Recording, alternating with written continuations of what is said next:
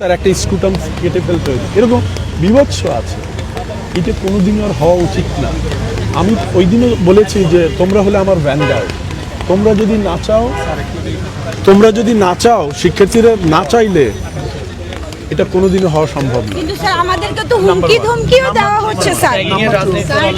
আমি বলছি ভাই, আমি কি শেষ করি? হুমকি ধমকি দেওয়া হচ্ছে, আমাদের সিকিউরিটিটা কই ক্যাম্পাসে স্যার? আমরা এটা বলছি, যারা ক্যাম্পাসে দলীয় রাজনীতির বিরুদ্ধে কথা বলতেছে তাদেরকে বিভিন্নভাবে ট্যাগ দেওয়া হচ্ছে। লিগ ট্যাগ দিচ্ছে স্যার। লিগ ট্যাগ দেওয়া হচ্ছে স্যার। যে লিগকে আমরা সরাইছি, স্বৈরাচারকে আমরা সরাইছি, আমাদেরকে এখন লিগের ট্যাগ দেওয়া যেজন্য হচ্ছে। শিক্ষার্থীরা আন্দোলন করলো। আমাদের 9 দফার 7 নম্বর দফাটাই ছিল যে দলীয় ক্যাম্পাসে রাজনীতি সকল ধরনের নিষিদ্ধ করা। ছাত্র রাজনীতি নিষিদ্ধ আমি করতে একটু হবে। বলি ভাই, ছাত্র রাজনীতি স্যার, আমরা 17 তারিখে আমরা এর আগে যখন হলে ঘুরেছি তোমরা জানো যে আমরা তোমাদের সব জায়গায় একটা প্ল্যাটফর্ম দেখেছি 10 জন 12 জনের, তাদেরকে আমাদের stand proctor doctor Rafiqul Islam already যোগাযোগ করেছেন। 17 তারিখে 2:30 তোমাদের সাথে আমরা বলবো, সেখানে প্রবোস স্যাররাও থাকবেন এবং গোলামেলা স্যার যোগাযোগ করেছেন।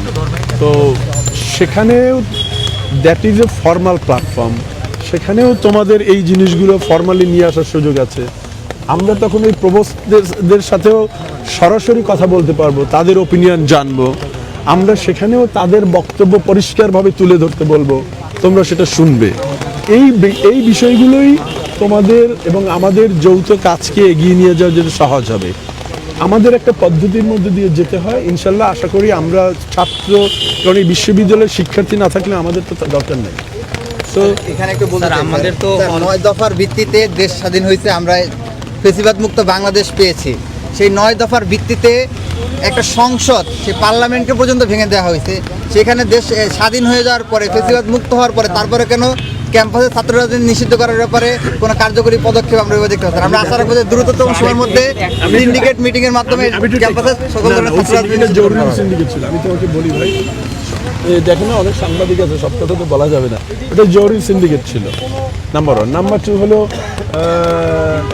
আমরা এখন যে অবস্থায় আছি, আমাদের এটা ওই পর্যায়ে নিয়ে আলোচনা করার টেকনিক্যাল অসুবিধা আছে, তোমরা এটা ভালো করেই বুঝো।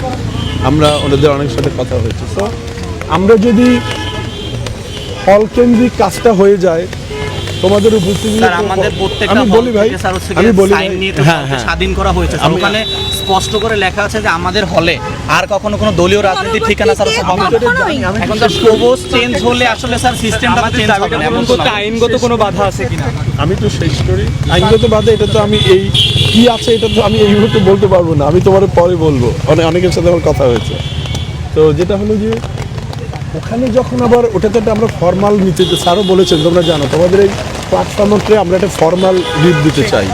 তো ওখানে যখন আমরা ওইটা একটা রেজলিউশন নিয়ে ফেলবো, তখন আমাদের একটা গ্রাউন্ড হবে।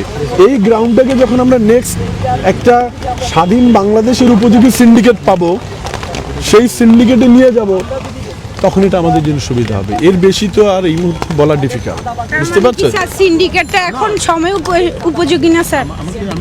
সবাই নেই। তোমরা তো জানো এটা স্যার কন্ট্রোভার্সি ক্রিয়েট হয়ে যাচ্ছে স্যার। না, হ্যাঁ আমাদের এই দুটো দাবির জন্য তো কন্ট্রোভার্সি ক্রিয়েট হয়ে যাচ্ছে আমি স্যার। বলি তোমরা এটা মানে হ্যাসেল পোহাতে হবে আমাদের। বোঝার চেষ্টা করো। ক্যাম্পাসে আমি অলরেডি বলি, স্যার তোমরা যখন পক্ষ স্যার হচ্ছে হল থেকে যখন কনসেনসাস হয়ে যাবে, আমরা যখন এটা একটা ফর্মাল শেপ দিব, তখন তো তোমার কাজ 90% হয়ে গেছে, বুঝতে পারছো?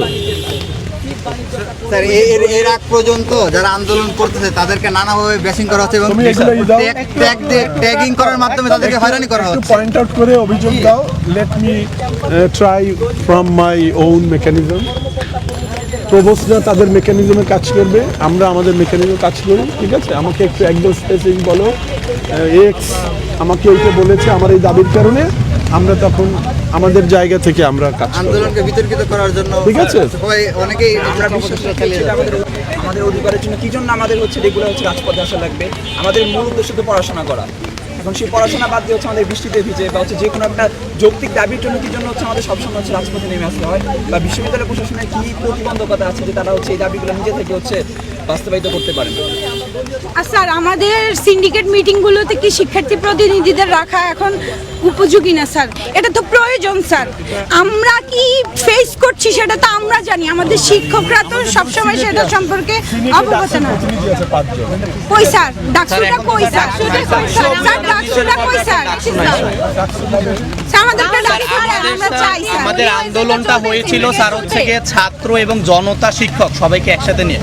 স্যার আমাদের ক্যাম্পাসে আমরা ছাত্ররা স্যার সবচেয়ে বেশি। এখন স্যার এইখানে স্যার আমাদের সিন্ডিকেট সভাতে আমাদের মাঠে ভিজে ভিজে বারবার একটা নিরপেক্ষ সিন্ডিকেট সবার জন্য স্যার হচ্ছে গিয়ে বারবার চাওয়া লাগে। এখানে কেন স্যার সিন্ডিকেট সভায় যদি আমাদের জন্যই স্যার ডিসিশন নেওয়া হয়, তাহলে আমাদের প্রতিনিধি কেন স্যার হচ্ছে সিন্ডিকেট সভা হচ্ছে রাখা হচ্ছে না? তোমরা খুব সেন্সিবল এবং অনেক ভালো